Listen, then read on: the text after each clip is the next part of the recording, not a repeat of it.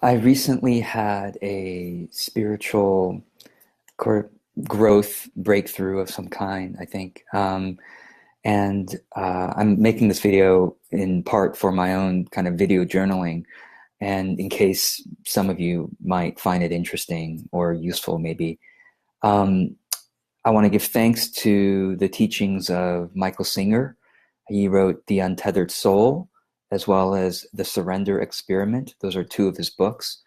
They're well known. He went on Oprah and had an interview there. But I recently stumbled upon some of his audios that were uploaded. Someone uploaded it to YouTube, and I'll put a link to those audios in the link of the in the notes of this video.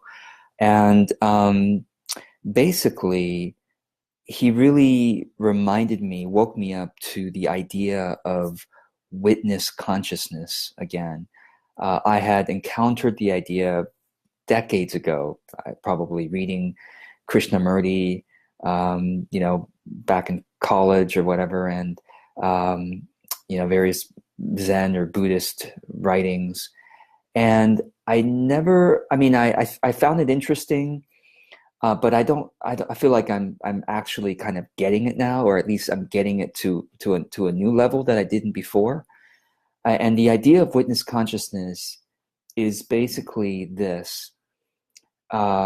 If you are able to observe that you have thoughts and that you have emotions and that you don't have to act on those thoughts and emotions, whether those thoughts are about somebody else or about a situation in life or about yourself. If you can step back, so the way I experience witness consciousness, which I believe all of us are capable of experiencing. I mean, the fact that you are aware and alive, and well, even if you're not alive, I think witness consciousness is still there. But the fact that you're watching this video right now means you can access your witness consciousness. And the way I access it is I feel it somewhere like almost at the back of my head. And it's like I'm watching life happen, especially including my inner life. So a thought comes to me right now that, oh, George, you're stumbling in this video. You're not as smooth as you usually are when you're talking about what you know what you're talking about. Like if you're talking about business or marketing, which you talk about all the time, but you're stumbling now. And then the next thought is I'm judging myself and I'm blaming myself and I'm wondering, there's self-doubt. Oh, should I stop this video?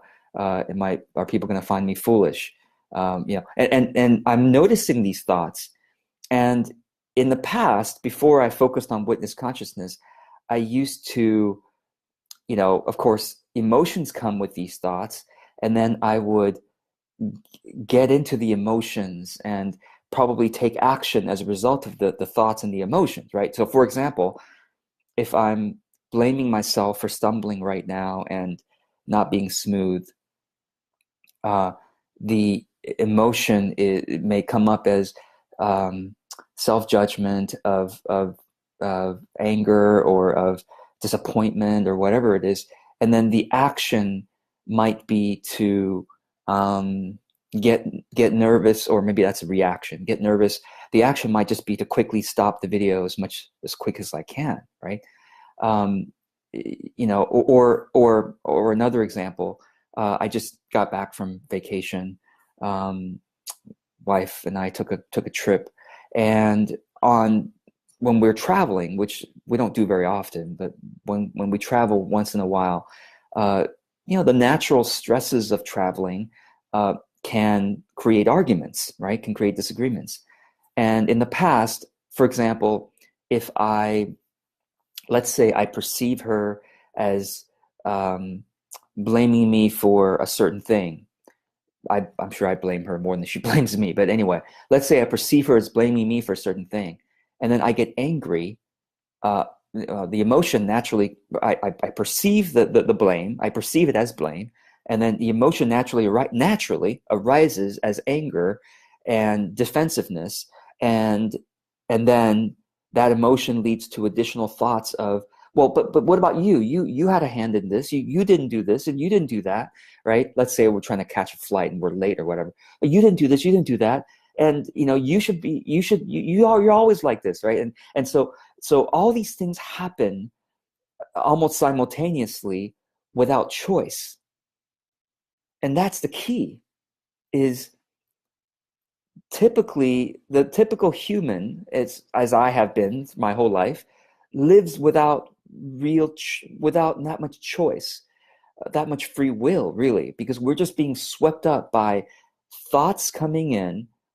We don't question the thoughts. We just allow the thoughts to create emotions, which then create reactions, which then create more actions and more thoughts, and the whole thing just happens, and we're prisoners to it, right?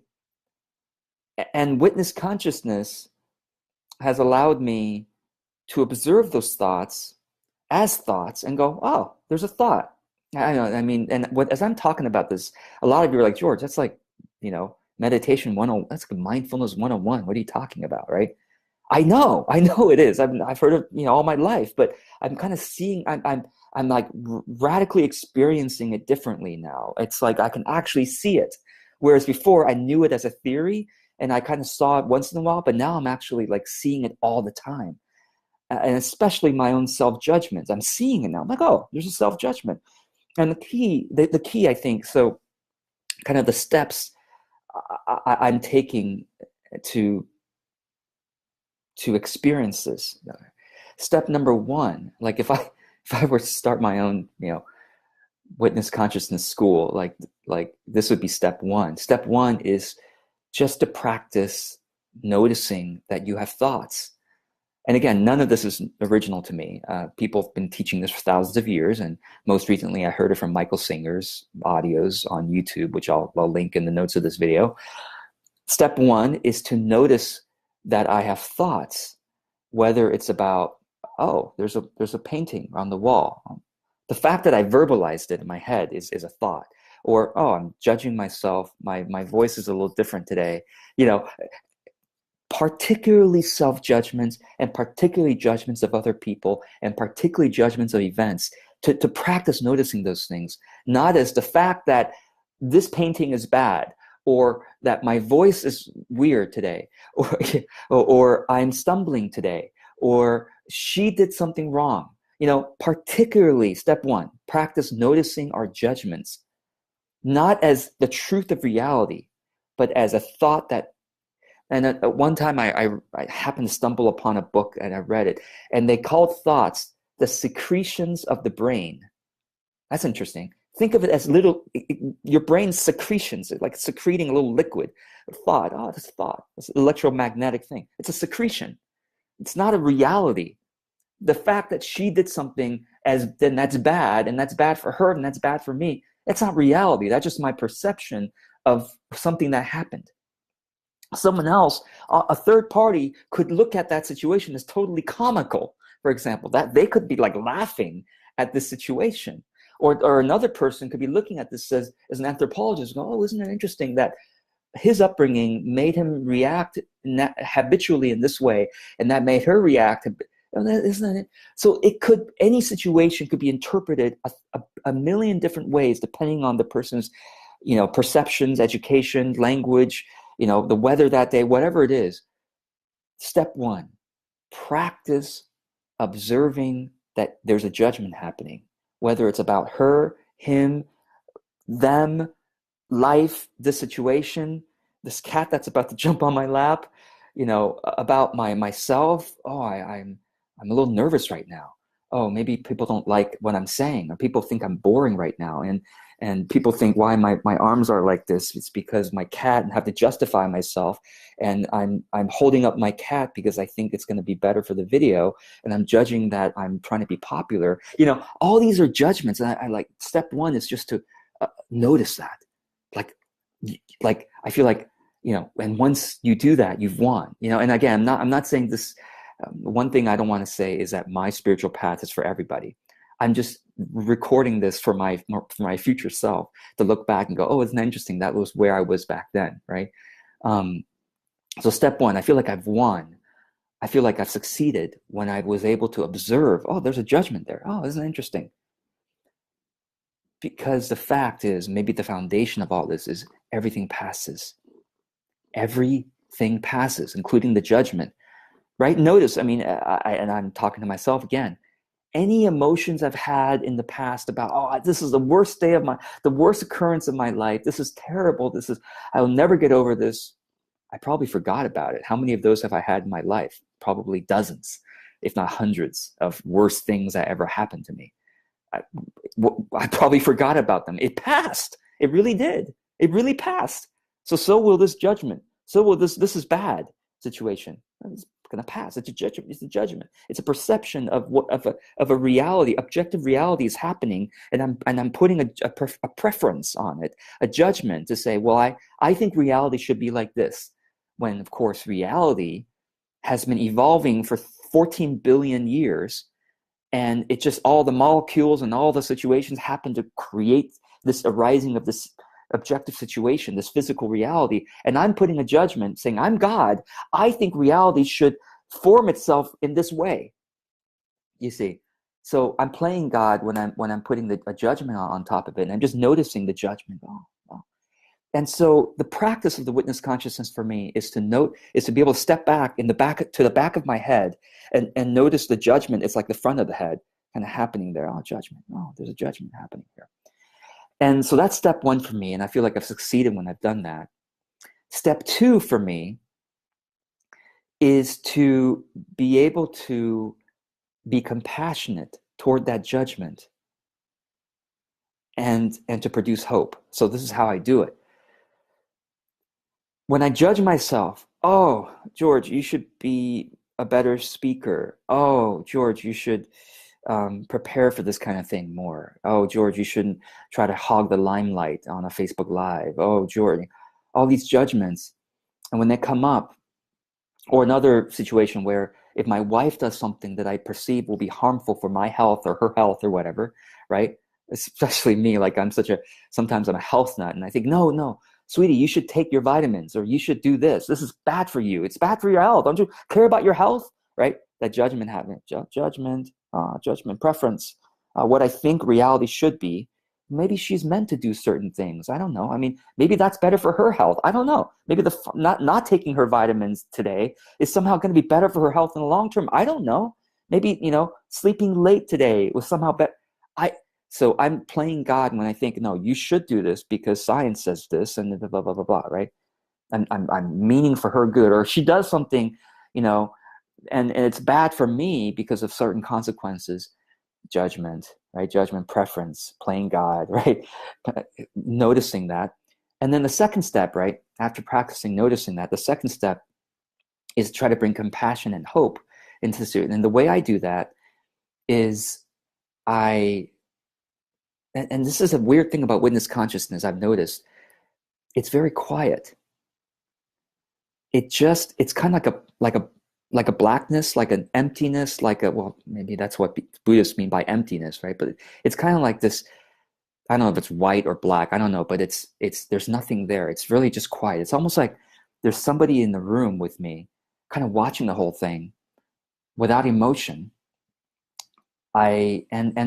And able to handle everything. Like this witness consciousness is back there, and it's watching all of life. It's very quiet. It doesn't say anything. And it's able to handle everything, no matter what happens. And it's like real freedom when I'm able to actually tap into that witness consciousness in the back of my head. But again, I don't know where it's located. I just perceive it as like being behind here. So my cat is right now biting my cord. It's very quiet. It's it's unlimited vastness there. And it's not judging anything. It's just watching it. And I also perceive it. Maybe I put on a layer on top of that witness consciousness that it's infinitely compassionate, because I'm imagining that's somehow God consciousness or something like that. But so this is the second step, bringing compassion and hope. How do I do that? I remind myself, I guess my ego, my human brain, maybe the witness consciousness is reminding me of this or whatever, that all is well, that all is well. She didn't take her vitamins today. It's fine. Oh no, she's going to die sooner. Oh no, oh, as she was making this dish, she created a lot of smoke. The heat was too high. There was a lot of smoke point was reached in the oils, and it's bad for me because I'm breathing it in. And it's, how could she do this to me? And I told her before, all this judgment and all this playing God, and it's bad for me that she's doing this. Oh no, my health is being impacted. I might die sooner or whatever. I might get cancer. All these judgments. The witness consciousness goes, no, all is well. And this is helpful if, I'm grateful to have read hundreds of near-death experiences. And, this comes down to belief and faith now, right? I may be placing something on the witness consciousness. I believe that all is well.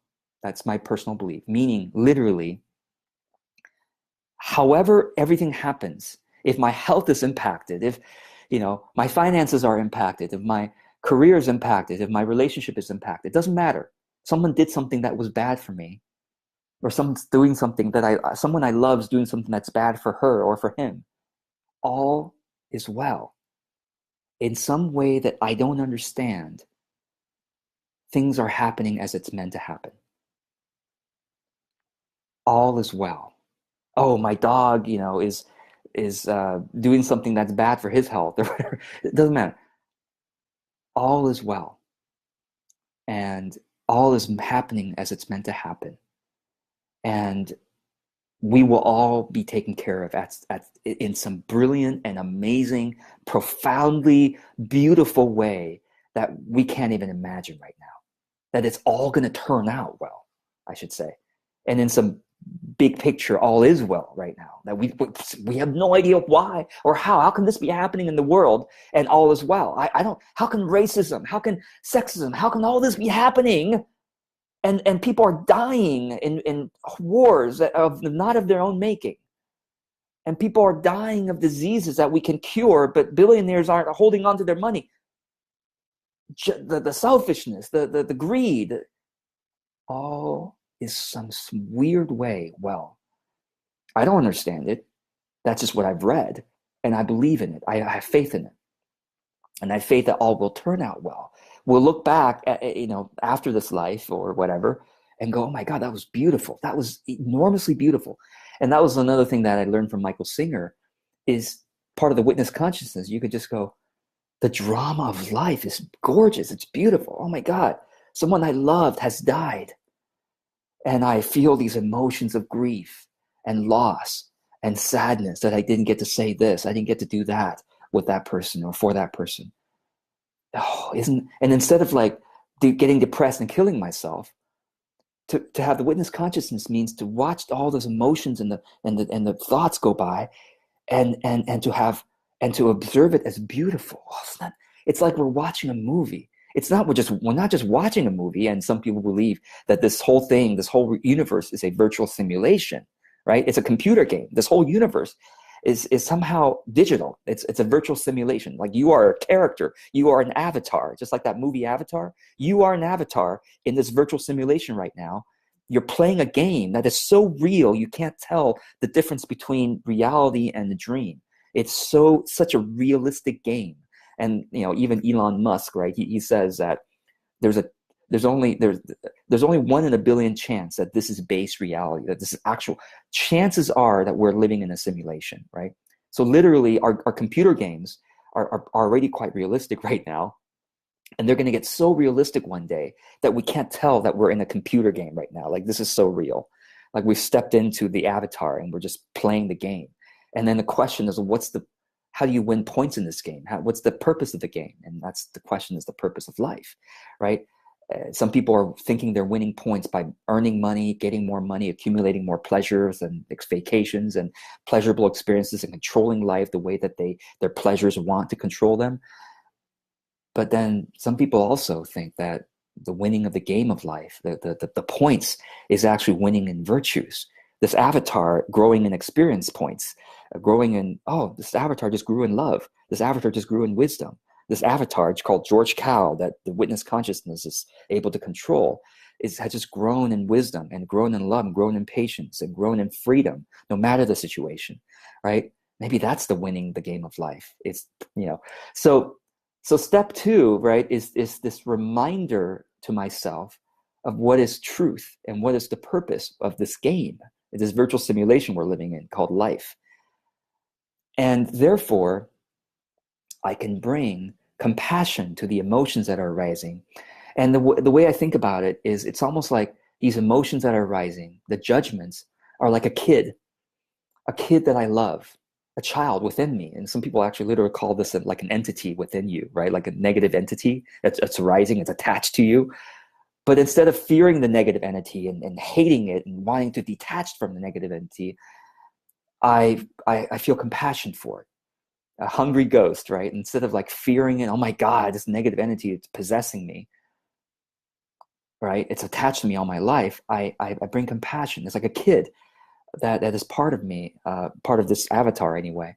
And I feel compassion. I go, oh yes, I know you. I recognize you, and I feel for you. And I don't have to do what you tell me. As a kid who's having a tantrum, you don't have to do what they say. You love the kid, and you pour compassion on the kid, but you don't have to do what they say. You can control the kid, right? You can say, no, we're not gonna have all the candy that you want. No, I'm not gonna go along with your tantrum. I love you, and I feel compassion for you. I know it's hard right now. I know it's hard.